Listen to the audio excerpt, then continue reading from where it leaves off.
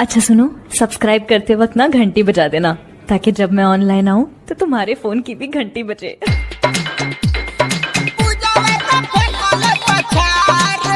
Music by Raju रसीला। निशावा के फेकले पछाड़बा DJ विकास लीगा सीतामढ़ी। सिखावा के फेकले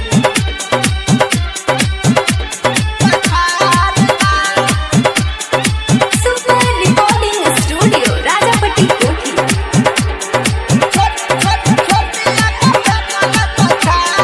मानी नहीं यही टोली खोली चोली भटोली नोनिया टोली घघरी के हकदार बा साह टोली कइले यार पार बा बाबू साहेब सुकुल जी में भइल मार बा हई पूजावा के फेकले पछाड़ बा हई सिखावा के फेकले पछाड़ बा हई निशावा के फेकले पछाड़ बा हई छोटिया के फेकले पछाड़ बा पूजावा डीजे विकास लीगा सीतामढ़ी। रनिया के फेकले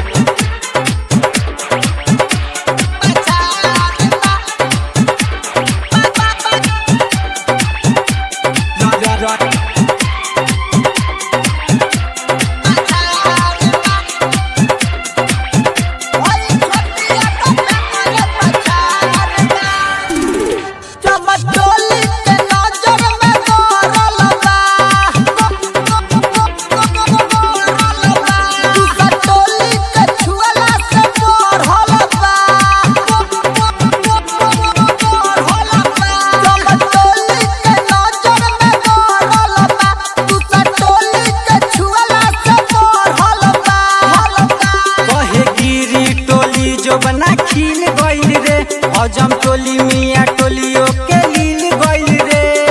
देखी के एकरा के चुएला पानी चाकर भइल सुन डार बा मिसी टोली के सभे रंगदार बा ओइ पाएलावा के फेकले पछाड़ बा ओइ गजलिया के फेकले पछाड़ बा ओइ रनिया के फेकले पछाड़ बा ओइ गजलिया के फेकले पछाड़ बा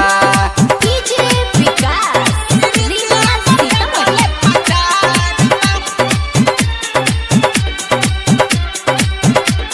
मीडियावा के फेकले पछाड़ बा पूजावा के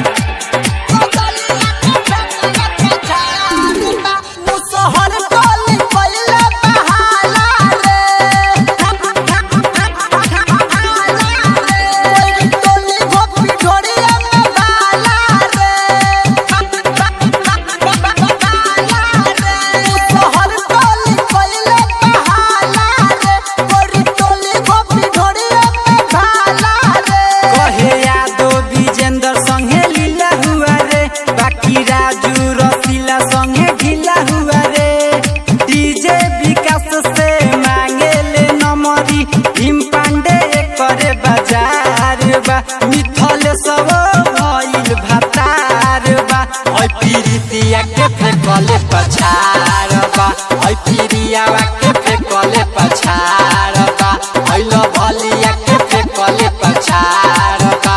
ओइ जेनिया के फेकले पछाड़ बा सुपर रिकॉर्डिंग स्टूडियो राजापट्टी कोठी।